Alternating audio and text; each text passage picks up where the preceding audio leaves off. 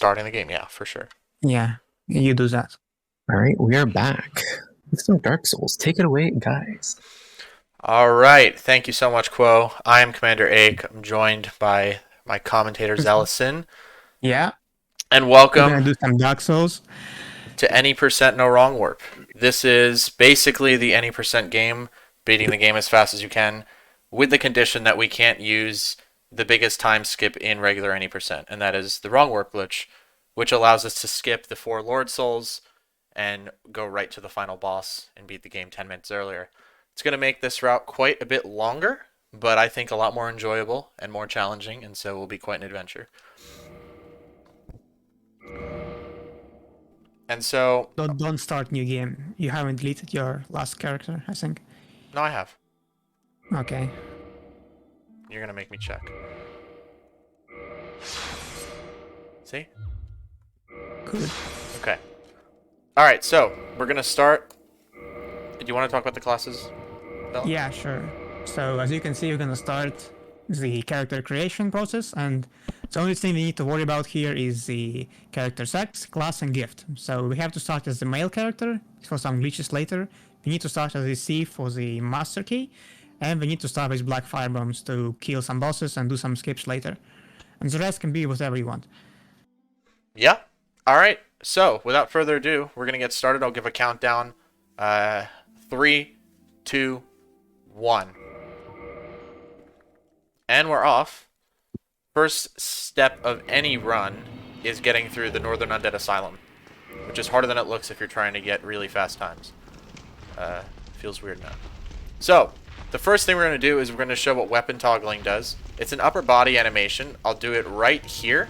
And if I do that while I'm trying to sprint, in this game, your character takes a bit of time to get to full speed when he starts sprinting. And so weapon toggling basically decreases the amount of time that it takes to reach full speed. So we'll be doing that throughout the run. It will amount to a pretty small time save, but it gives us something to do when we're just running around and we have nothing to do. We'll use black firebombs, the starting gift that Zellison mentioned, to kill the first boss mostly, the Asylum Demon, in hopefully 5 throws. This shouldn't be too hard. This is, of course, the boss that we kill very often because I reset every time. Quite often, so I'm very used to it. And the first weapon that we're gonna, the first item we're gonna pick up is the target shield. It's gonna be our main shield of choice up until we get the Grass Crest shield, so we won't really be using it for that long into the run, but we'll be doing it until we get to the Black Knight. This doesn't actually save time RTA, but I want to show it off. I'm gonna quit out here, and then the stand-up animation when I load back in actually has destructive properties. So this wall that I just quit out next to is going to break when I stand up. Normally you're supposed to wait for a boulder to go and break it, but we just use the stand-up animation. This is Oscar. He's going to give us a key which we use to open these next 2 doors. Or rather, 2 keys to open these next 2 doors. And the Estus Flask, which we're going to use to heal, which again I'll be using mostly for safety. Normally I'd quit out on this door because normally we'd be doing IGT, in-game time strats, where the timer stops when you quit out. But because it's not, it's actually faster in real time to just wait for that door to open, even though the animation is quite long. And I'll jump here. I'm going to go into the key settings menu. Never mind, that didn't work. I was trying to skip this message in Lordran Level Up and Kindle Bonfires because it stops you from being able to sprint until you're a bit further away from the bonfire. Wouldn't have been a huge time save, but it would have been cool to show. But I have one more chance to show it after Ornstein and Smell. And we'll use a humanity here. The more humanity you have in this game, the higher the chance of some weapons dropping from select enemies that you kill. And so one of these items that's affected by this is the Black Knight Halberd, which is going to be our weapon of choice. And so technically we're trying to increase the drop rate of it. Although I have an outside program that's open, which for the sake of the marathon, it will drop the weapon for me so that I don't have to reset if the Black Knight doesn't drop the weapon, which he is statistically favored not to. So Yeah, there's only 20% chance for it to drop, but with the humanity we can get to 26%, which isn't too bad. If we had 10 humanities, it would have been 33%. Doesn't really matter for the marathon. So one extra thing we didn't mention is the mouth cursor. You can see it on screen right now. It is intentional there. We actually need it for a glitch later. We're going to be pressing the mouse at the same time as we press on the controller, and that's going to confuse the game into doing some weird shit later. So right now we're gonna go through this the Volley Drake area. It's mainly like a transition area. You shouldn't really be able to access this, but because we started as Thief, we do have the master key that opened the door for us. Not much to do here, but pick up the soul, and one more thing we have to do is kill one of these blue drakes, because we need the 1000 souls from them. And actually, we're not gonna fight any of them, we're going to quit out at a very specific spot, and it's going to trick the Drake AI into just jumping off the cliff and giving us the souls. Let's see it in action right now. See if he actually does it. Yeah. We'll be able to hear it. You'll hear him jump off. And he didn't do it, so we have to do a backup strat on this Drake. It's even more fun to punch the Drake for the And souls. we'll hear him cry when I jump on this ladder if he dies. And there we go. So you'll see my soul count. Well, no, because I'm menuing, because I'm an expert at menuing. But you see our soul count went up by 1,000, so now we have enough to move on. So right now, what we're doing is we're just climbing this ladder to get to the main item of the game, really, the RTSR, the Red Tearstone Ring. What this ring does is whenever your character's health falls below 20%, you die. Yeah. Yeah, that's like the worst. This area, you know, it's usually very easy, but sometimes the Drake's RNG is just gonna kill you. Nothing you can really do about it. So you're gonna run it back. No, not too big of a problem. So as I was saying, we need the Red Tearstone Ring because whenever your health falls below 20%, you actually start dealing almost double damage from pretty much anything. And we're gonna abuse this routes around to kill all of the bosses very quickly. And actually, one thing people usually get wrong in this game is they believe fighting bosses with RTSR is a lot harder because obviously your health is very low, you can't really take any hits. But the thing is, especially in a speedrun, because we're using like OP weapons and strategies, it's actually safer for us to fight the bosses with low health because the bosses will die so much faster with RTSR that it's just, they can't really counterplay you, they will just die very quickly. So we're gonna run it back. Thankfully we no longer have to go up the ladder, hopefully. Maybe we do My actually. souls might be up top there, so yeah. If they're up top, we're gonna have to go grab the souls back. That's a bit unfortunate. I will say that generally if you roll in the incorrect position there, you have a greater chance of the lightning killing you, but I am pretty certain in saying that was just really unfortunate luck because I don't think there was anything wrong with my roll down there. What I was actually more worried about was getting a stored roll, which happens sometimes when you land from high places in this game,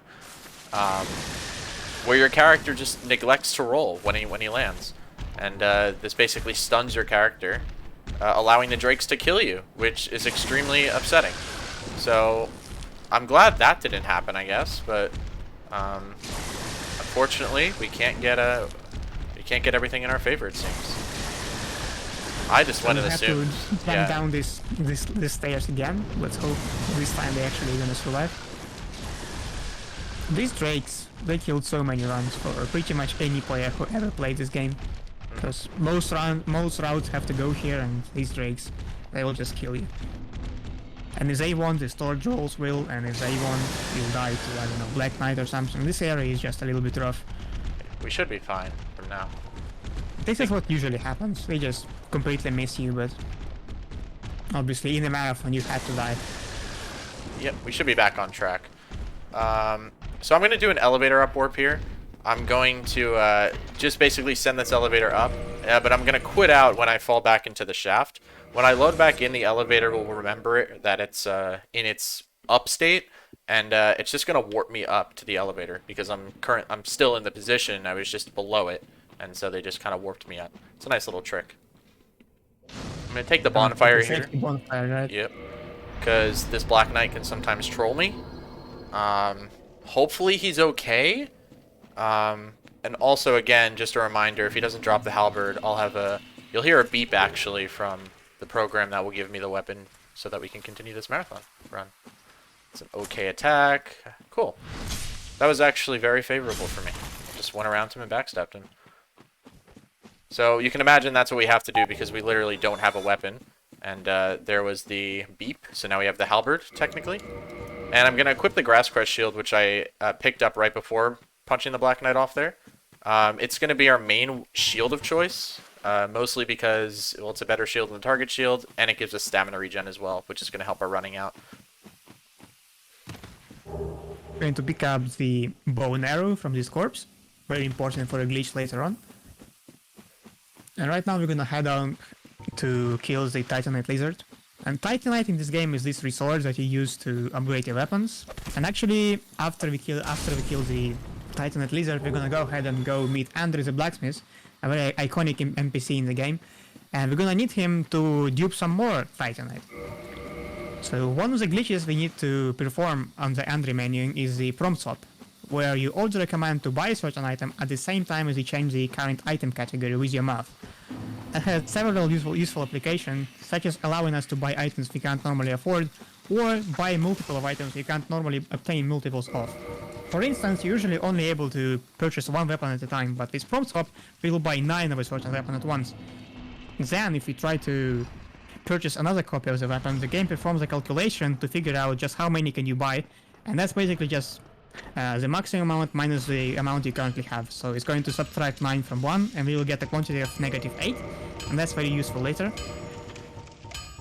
And you should be seen in action right about now. It's a bit hard to follow, like AIK is trying to be really fast, but basically you just come in and to give us a whole bunch of Titanite for very little souls. So right now we're going to do another glitch called the Negative Dupe, which tricks the game into opening 2 menus at once, which confuses the game. It makes it transfer the last stored quantity to the Titanite drop-in menu. And since we last stored the -8 quantity, we will actually drop -8, which effectively gives you 8 Titanite. So 2 things we just did is we're gonna upgrade the Warpick, and now we're gonna head over to the next glitch, which is called the Sense Gets Hit. So what's gonna happen here is we're going to shoot this hollow with an arrow. We need him to aggro on us. And then we will stand in a very specific spot on the stairs and perform a parry on the enemy's attack. And the parry animation in this game actually pushes your character's hitbox a little bit forward, and it's gonna make us touch the dashcam activation plane. And the dashcam is a special camera state. As you can see, it's like a top-down perspective. It normally only happens right before your character is about to die from falling. So the game now thinks we're about to die, and the view is switched to this perspective, and more importantly, the areas around the character stop loading correctly. And that lets us run all the way to the next area called the Sense Fortress, which is normally a mid-game area. It's blocked by a huge impassable gate, and then we're going to quit out to reset the camera back to normal after actually passing the gate, because the gate stays deloaded. It never stops you from entering the fortress. It results in us being able to access this mid-game area very early into the run. You should see it in action. Yeah, let me see. I'll actually turn back here so you can see the gate close, and that we're still in it. That's actually gonna mess. This is like the classic Dark Souls glitch. Almost everybody knows about it. It's really cool. And it's actually discovered first in other games of Dark Souls series, and then it was rediscovered in this game, so it's a bit of a different order of things. And so this is this is an autopilot-y area for speedrunners. It's generally not too hard. I will say, in showing everyone how the gate was closed, I accidentally aimed down my sights on the bow, and that delayed my sprinting, and so my cycles are actually a little bit thrown off here, which makes Sen's Gate that much more sweaty, because I almost died to pendulums way more than I would have before. But we're gonna be okay. This is basically mostly a nightmare area for casual runners, but as I said before, usually Sen's Fortress is very easy to navigate, because for speedrunners it acts the same. We quit out of here because there would have been a boulder that would have hit us, and so we just reset the position of it so that we can continue this run up uninterrupted and save time. We'll take a hit on purpose here. Very early. Are you gonna be fine? No, we're good.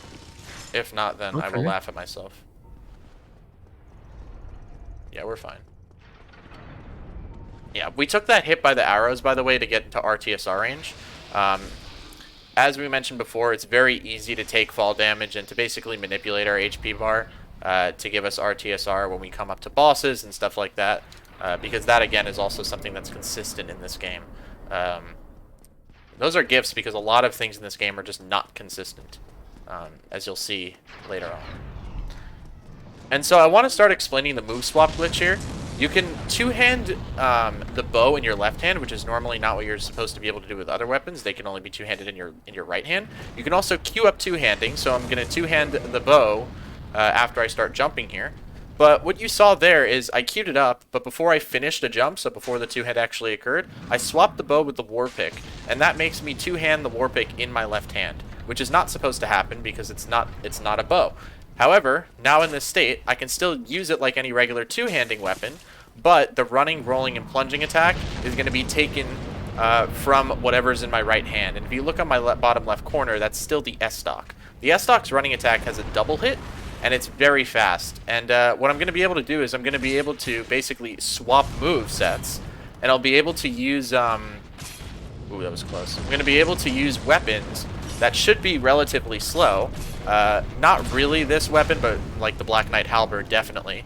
And I'll be able to use that with the moveset of an S-Stock when it comes to running attack, mostly.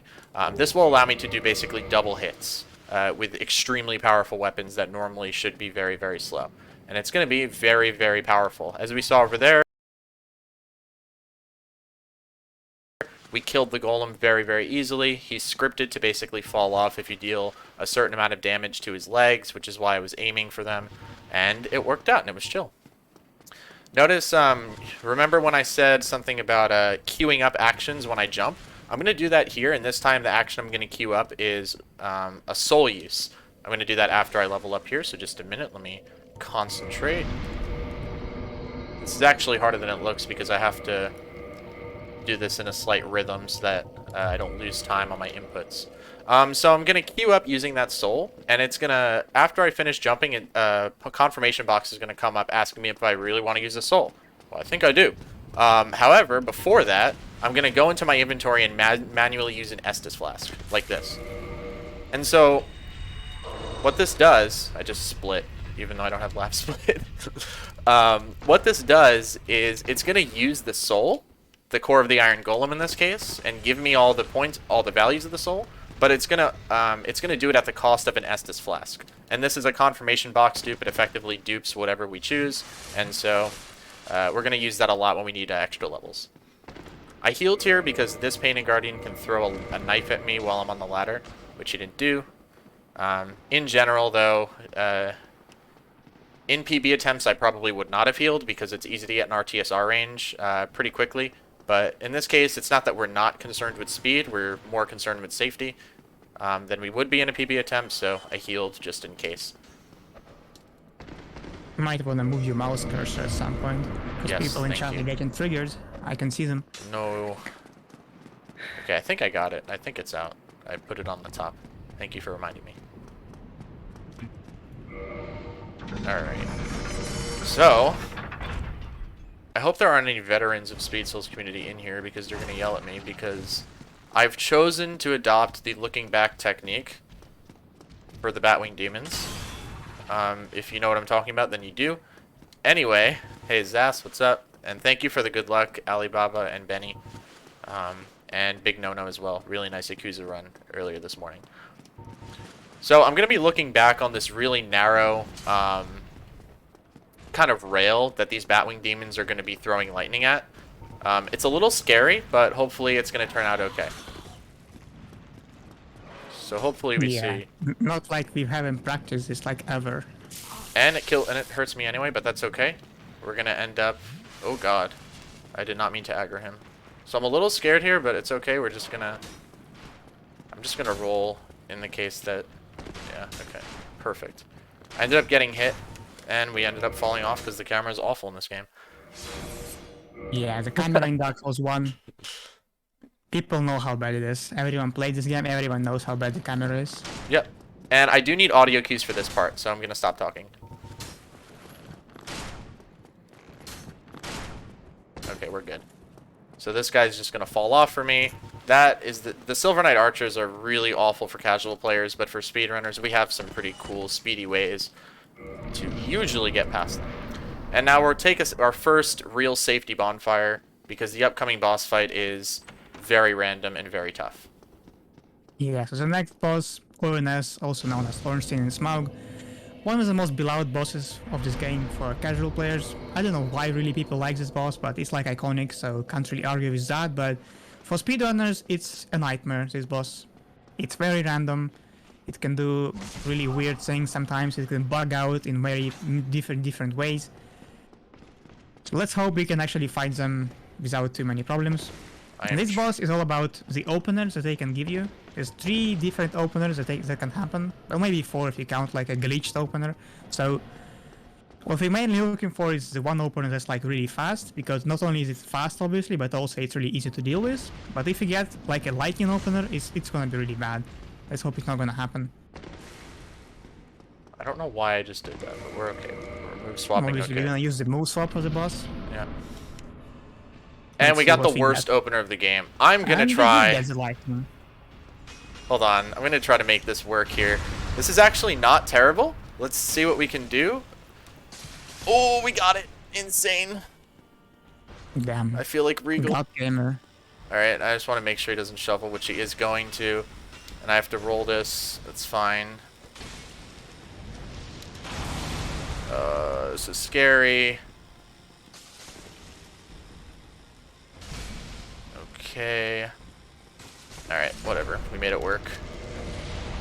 Only at marathons. It's supposed to go way more smoothly than that, but whatever.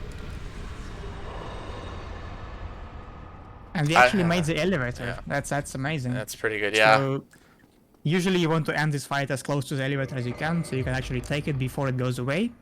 And it actually happened this time. I don't think it has ever happened to us in practice for this marathon, so impressive. So we're going to kill Guinevere, which is like an illusion. We need to kill her to get the Lord Vessel, and the Lord Vessel is the item you need to teleport to other bonfires. That's very cool. That's exactly why we go to this area so early. We need this item. It's really fast to do it. Yeah, and if you saw there for a second, I actually got the key item, this key setting glitch this time. There would have been a message that said you got the Lord Vessel, now you can warp, and it would have done the same thing that the Welcome to Lordran message would have done, which is stop me from being able to sprint. But I ended up using it correctly this time, and I was able to roll into the fire, into the bonfire, to allow me to progress. Coming up, the next area is going to be the Blighttown. Obviously, Blighttown is also... Actually, this time it's not a beloved area, it's like a hated area, especially for console players. This is really bad because the FPS is terrible and it's like a maze, and it's also filled with poison everywhere, and the enemies are very annoying and they actually respawn, you can't kill them all. It's like a nightmare area, but actually, contrary to Onsen and Smog, this is actually a very easy area for speedrunners, mainly because we know some clever tricks to avoid it completely. One of them is called the Blighttown skip, which is basically exactly that. You skip the whole area, but we're not gonna do it this time. It's really hard for us. We will probably not even do it in PB at times. It's just way too hard. So we're gonna do something different. We're going to do something called the fall damage cancel. And actually, there's many ways to cancel fall damage in this game. Some of them are intended by the game, some of them are not. For example, the fall control spell actually is intended, but what we're about to do is actually not intended. It's going to be a glitch. But the first thing we need to do is kill this sniper over here. We need to kill him to get the antidote for the poison. Nice. Oh and now we're going to dude. roll forward from this slope, and we're going to plunge attack this slope. Yeah, the angle's a bit weird, and that's why we have quit outs, because we can just... When you plunge a slope in this game, what happens is the game actually gets a bit confused, and it lets you roll mid-air, basically. You will see us roll a little bit after we touch the ground, because actually when you do fall on the slope, the fall damage gets a little bit delayed. Because usually the fall damage gets applied as soon as you touch the ground, but no, not this time. You're going to roll a little bit delayed. And usually you wouldn't even be able to roll there anyway, you would just die, but because we punched the slope, it's actually going to let us do this. And coming up to the next boss, just like that. Basically, 30 seconds after entering Blighttown, we're already about to kill the area's boss and just leave it. So if anyone, just like any other player, hates Blighttown, just do this. Very easy. Yeah, just do this. Might as well do Blighttown skip casually. It's not too bad. The plunge isn't too bad. So Quill-like, very easy boss. For speedrunners, his arties are in the halberd. As you can see, she can't even play the game.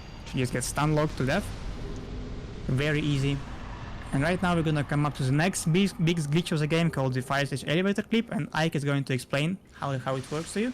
Well, the first thing that I'm going to explain is I'm a peach, which means I like safety. So I'm going to go ahead and take another safety bonfire, because feels good, man. This time I'm going to actually talk to a worm. Well, not a worm. I don't even know what these guys are. Chaos Servant, He's right? a worm, I guess. I'm doing this because the next glitch is nice kick, nice kick, nice kick. Beautiful. Really nice. Yeah. This glitch isn't very hard, but if I fail it, I really don't want to have to run down Blighttown again. And there's a boss. There are basically two bosses together, and so dying at one of them is going to be perfectly fine. Because I'll just be able to spawn at that bonfire. Anyway, fire stage elevator clip. We're going to situate ourselves on this downward slope here near this elevator. If you look, you see the elevator loads a little bit later than we do. And so we're going to quit out. Loading back into this game after a quit out pushes you back a few units. And so we're going to keep quitting out until we fall down this elevator. Coincidentally, right below here is, again, we're going to quit. We're going to fall right before the elevator loads, which is what we did. And right below here is a reskin of the Asylum Demon. The Asylum Demon is one of the only enemies in this game that has an animation for getting plunged. Otherwise, we would have just plunged and then the game wouldn't have really understood what we were trying to do, and we likely would have fallen off and died.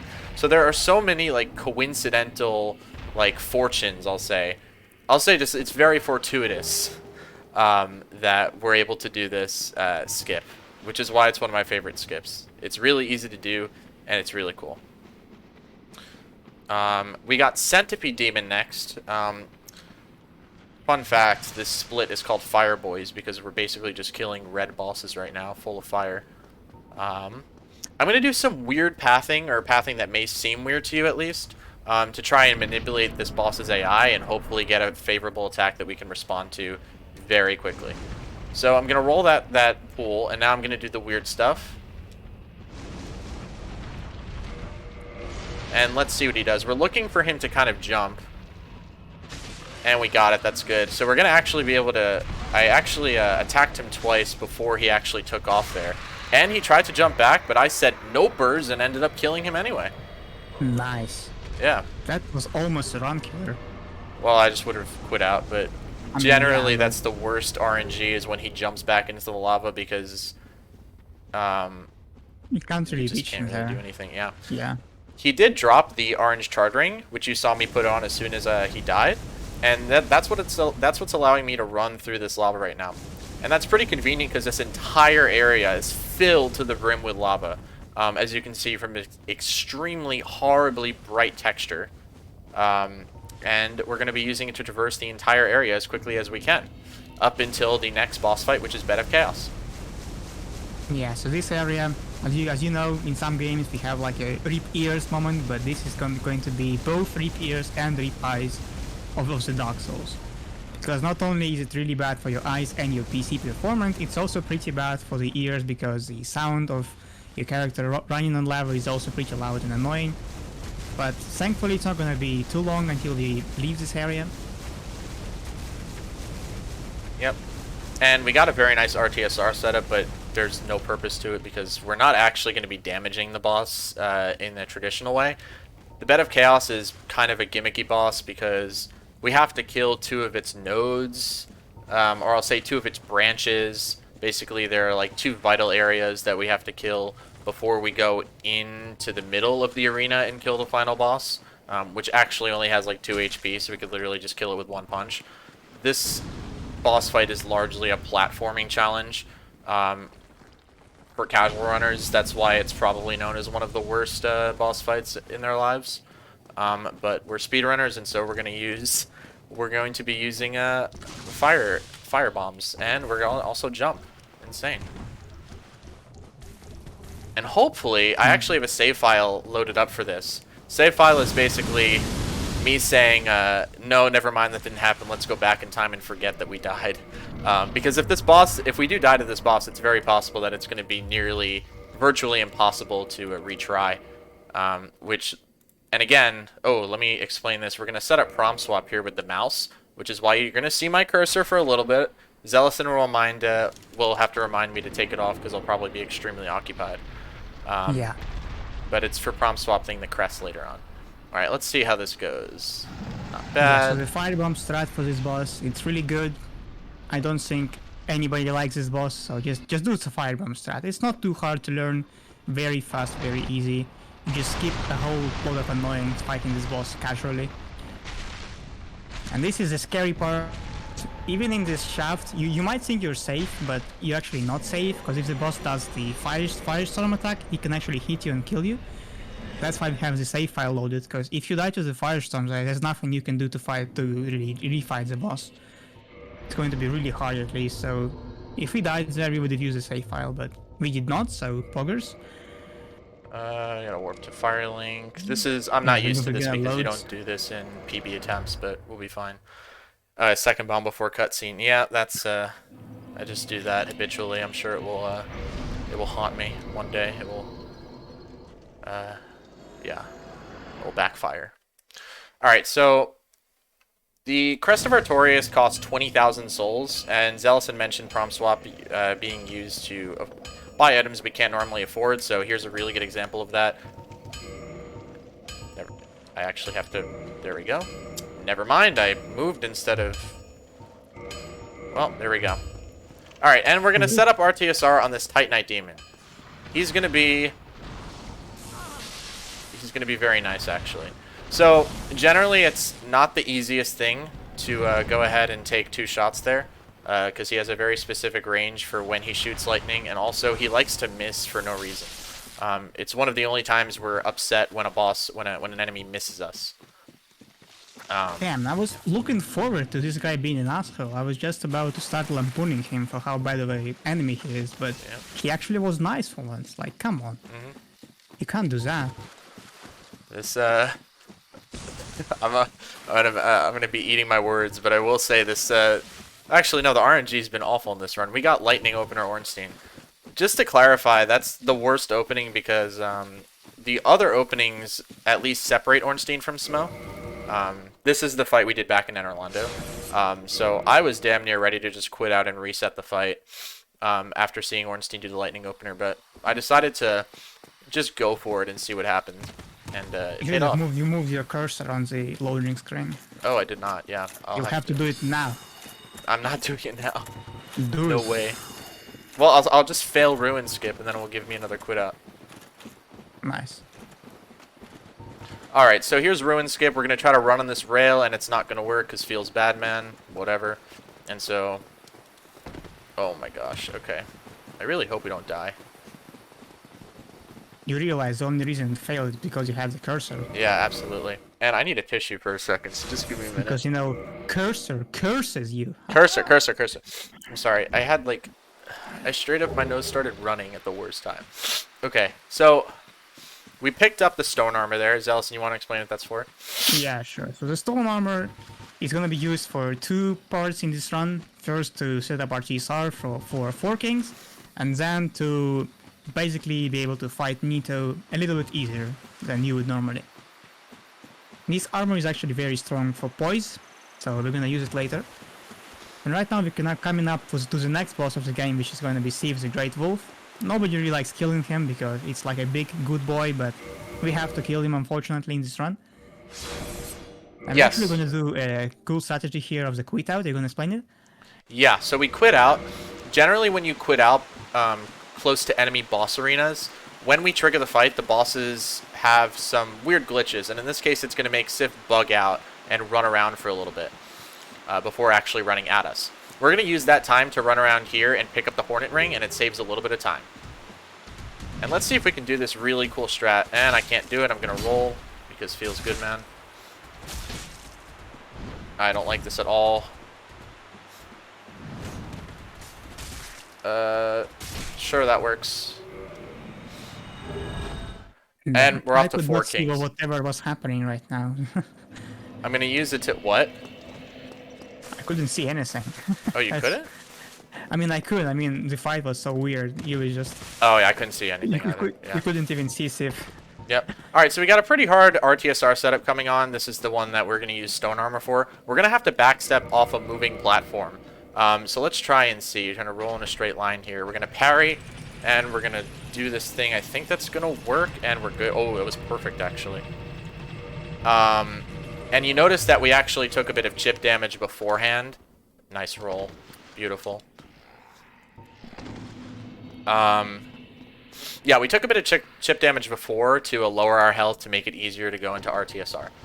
Alright, so next skip. Remember how Zealosin mentioned that falling down a slope actually delays the fall damage, and when we plunge on a slope we can roll and avoid that delayed fall damage to take longer falls. In this case we're going to do it, but we're not going to roll. We're going to actually quit out before the damage is dealt to us. This is called a slope quit out, and it's going to hopefully work. Just a minute. And there we go. And now we'll be out of bounds. This is the only time in the game when the Chosen Undead can swim. So everyone, get ready for some cool glub action. Nice. And meanwhile, I'm getting extremely nervous for a really hard fight for me. Yeah, some Subnautica gameplay right now. Yep. Amazing. This is obviously out of bounds.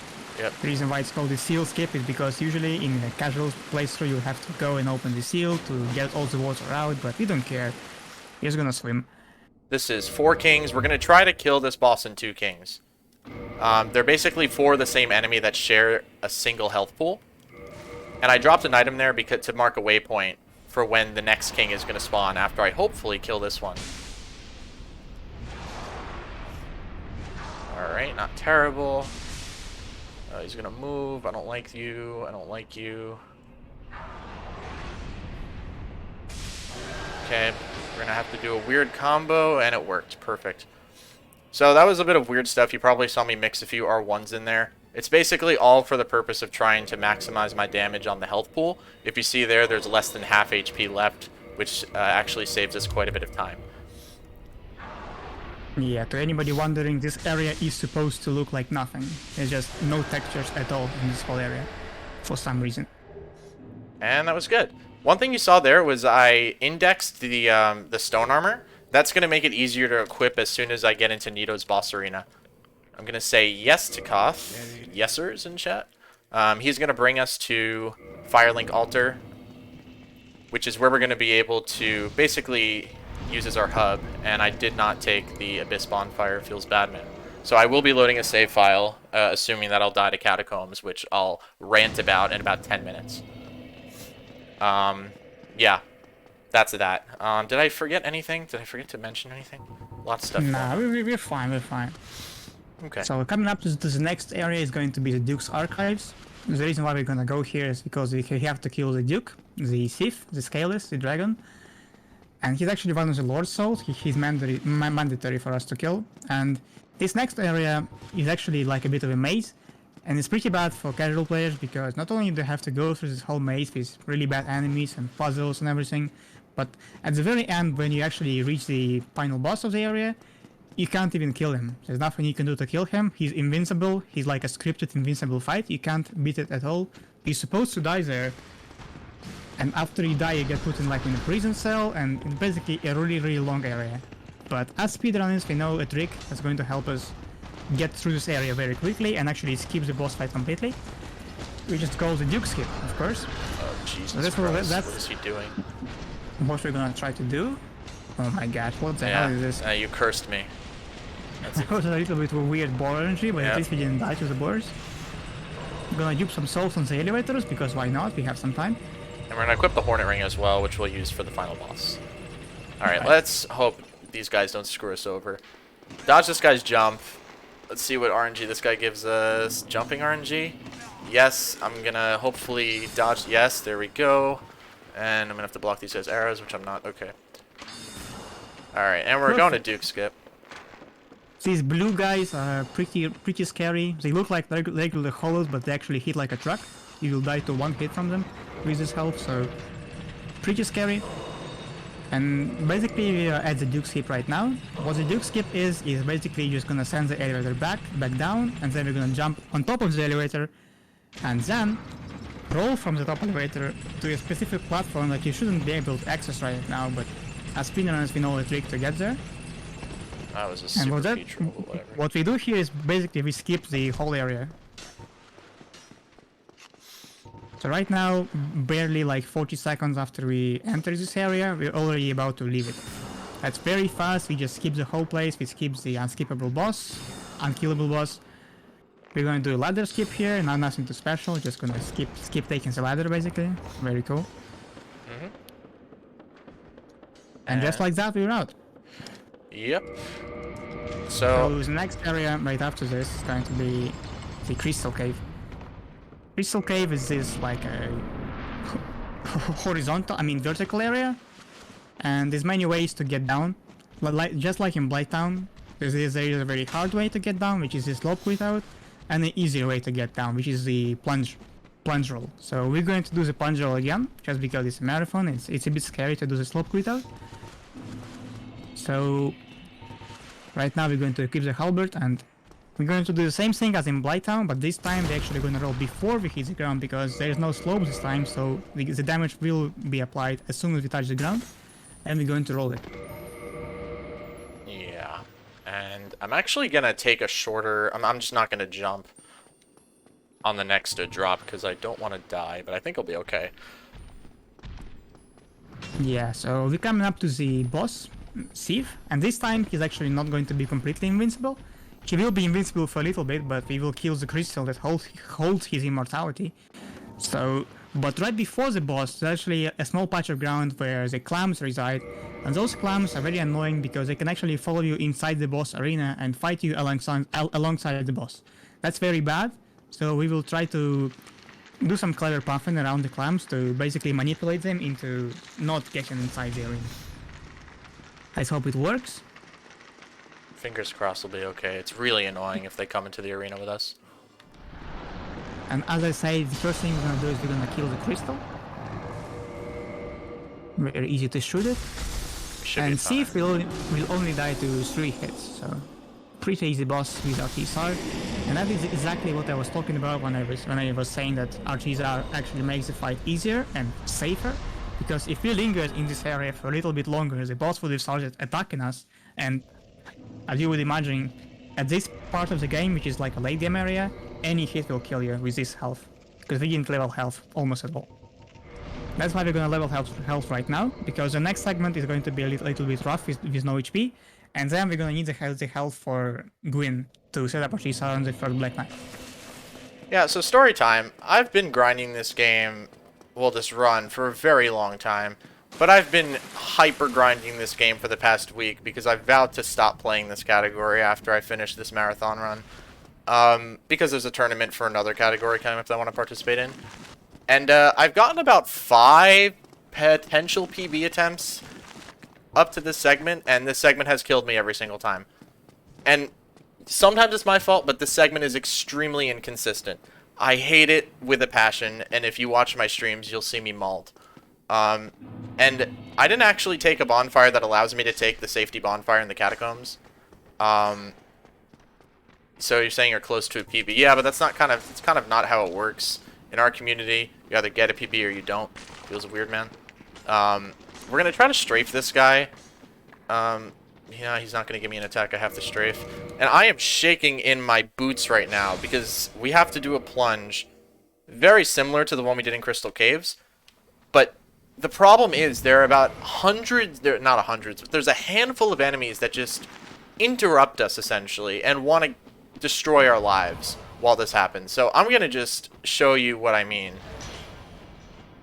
You better not show us what you mean. You better just do it right. First try. This is okay. Oh, we're fine, we're fine. I think we're fine. I'm going to have to dodge some bone wheels here. Okay, that's chill. Could be way worse. Oh god, and we're okay. Yeah, that was a bit concerning, but whatever. It's a lot better than before. In his life. Yeah, I almost got... And we got a too fast move swap. That's what happens when you move swap too quickly. You're suffering from success right here.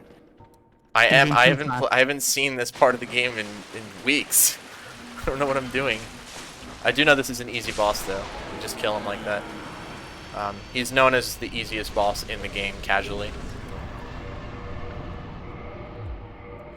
Alright, and I guess I will not be fog gate skipping, but You better not be fall gates. I kind of want to. This run's been going really well, but I am not risking it anymore. You died to Drakes. You seriously want to try your luck? Oh yeah, I died to Drakes. Damn, in the back of my mind I was thinking, what if this is my PV technically? Totally forgot about that, but that's chill. It actually takes the pressure off. Yeah, so normally we could do a jump to skip this fall gate, but I'm not doing that because it's a stupid time save, to be honest. And we're gonna try to get a weird platforming skip here. Let me see if this actually works. Oh, it did. Yeah, feels good. As we have people from Speed Souls memeing on the remastered version of this game. Feels weird, man. And we're going up to Nito now. So Nito is just a boss fight. The thing that makes this boss fight different is there are going to be skeletons in the arena hitting us while we're trying to kill Nito. They hurt, obviously, but more importantly, they stagger us. And we don't want that to be happening while we're trying to kill Nito because it's going to interrupt us, obviously. So what we're going to do is we're going to use the stone armor that Zelison mentioned. We picked up in Darkroot here. So that's why I indexed it on the Four Kings fight. And hopefully this all goes well. We gotta dodge this guy, which of course I didn't do, but that's okay because we're healing anyway. And we're also going to do another fall damage cancel here to try to conserve our HP as much as we can. And I'm going to need to listen as I enter this fight. Alright, that was fine. And the thing we want to do here is the skeletons are going to come. We can't charge at Nito just yet because behind him are big skeletons that will aggro. That will be extremely annoying no matter how much armor we have. And this guy's grabbing. That's actually a bit concerning because his grab goes through me. I think I'll be fine. Yeah. So as you can see, I'm basically just tanking the hell out of these guys. I should be able to take that miasma with no issue, and he should be dead. That was actually a fine fight. So a really, really, really risky strat is for people to actually set up RTSR on this boss. Most people don't do it unless you're trying to go for an insane PB or something like that. Mainly because it's just really inconsistent. So yeah, that's essentially why I don't take RTSR here. And just like that, we're at the final boss, to be honest. I was hoping we could showcase the Scream strategy. Because Nito had like a Scream attack that summons a blade from the ground, and actually if you hold your block with the halberd, the attack goes completely through you and doesn't hurt you. It's a little bit like a wonky hitbox.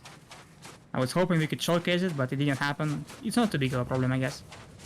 So kill of the first flame, the last area of the game. Not much happening here, but we do need to get our T-Star from the first night. And it never works. It has never worked in practice, and it's not working right now either. It's terrible. Amazing. Yeah, so we get RTSR from that. One thing that you notice me do, actually, I need to make sure this guy doesn't give me a terrible attack! Damn it! Sorry. It's the worst attack he can give me. The run killer, the classic. Yep. It had to happen. Because the run was too good. Actually, you died to two things that usually don't kill you. It's like such a small chance to die to them. The Drakes and the second Black Knight. Yeah. This like never happens, but then you start running a marathon and you nail every boss fight, but die to like the smallest, stupidest things. A bit unfortunate. Well, maybe now we can showcase the instant running attack knight, because why not? I mean, we have got nothing to lose, so. Alright, let's see what happens. Explaining the toggles, I think. Yeah, I was explaining the toggles. Oh, perfect. Okay, so what I did there is I toggled out of my hit animation. Basically, when you get hit in this game, your character kind of makes a I'm hurt sound, we'll call it. Let me make sure this guy doesn't kill me again. Oh, you mean that that thing? There we go. I got to redeem myself. I know how to dodge that attack. Nice. Yeah, so that sound, and then your character kind of gets staggered when you get hit by something as damaging as that. But when you toggle when you get hit, we did it in before Ornstein and Smo as well when we got hit by that knight. Oh no, and then it actually didn't work, so never mind. I only did it there. Your toggle animation prioritizes itself over the staggered animation of your character, so you end up breaking through your stun and you're able to run a lot more sooner. And so now we're just going up to Gwyn. Yeah, Gwyn, very easy boss fight for speedrunners because we know how to parry him. The first parry is pretty consistent, the second one not so much, but it's still not too hard. So we're actually gonna kill him in just 2 parries because of the crazy hornet ring.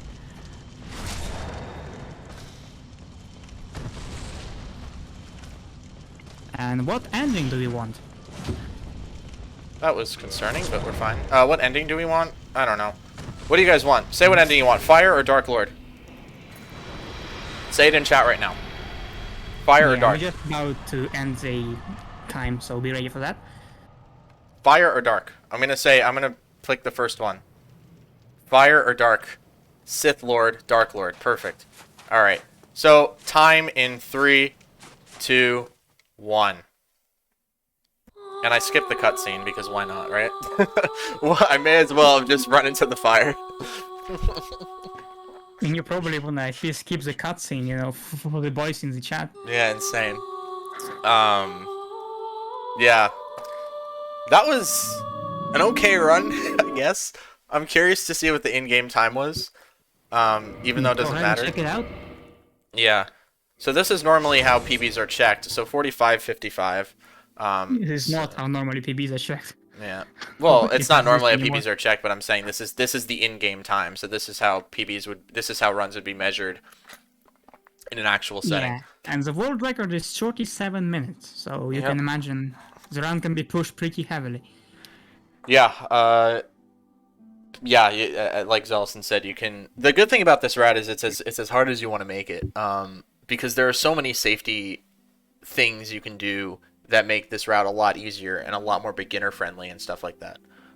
So honestly, I know a lot of the tricks that I did seem a bit out of this world or a bit tough, but honestly, I was in that position when I started running Dark Souls, or before I started running Dark Souls rather. I quickly realized that anyone can do this if they put the time and effort into it. So the last thing I want is for this game to seem like it's completely intangible and completely like a very hard game to run. I mean, it's challenging, it's got its moments, but you can definitely get to a point that I'm at and probably blow beyond me sky high.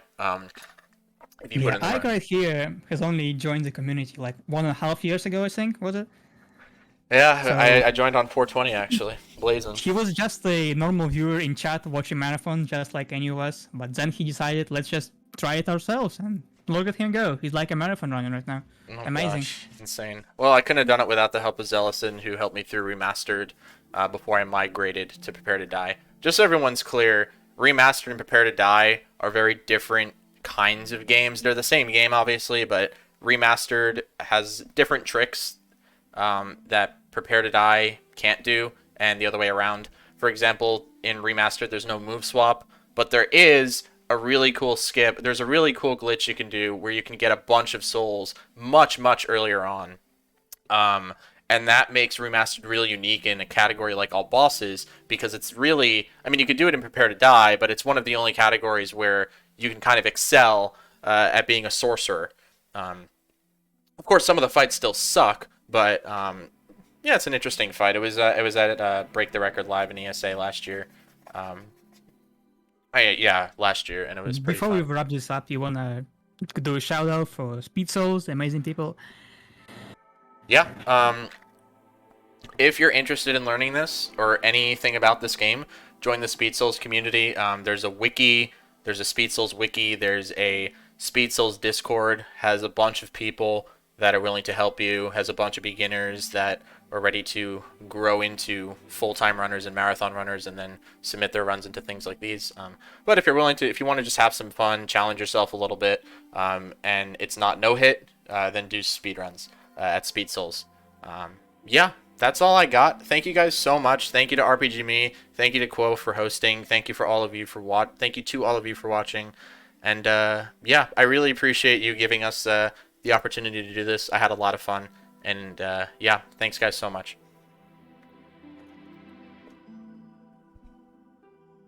Cheers, thanks for watching, guys.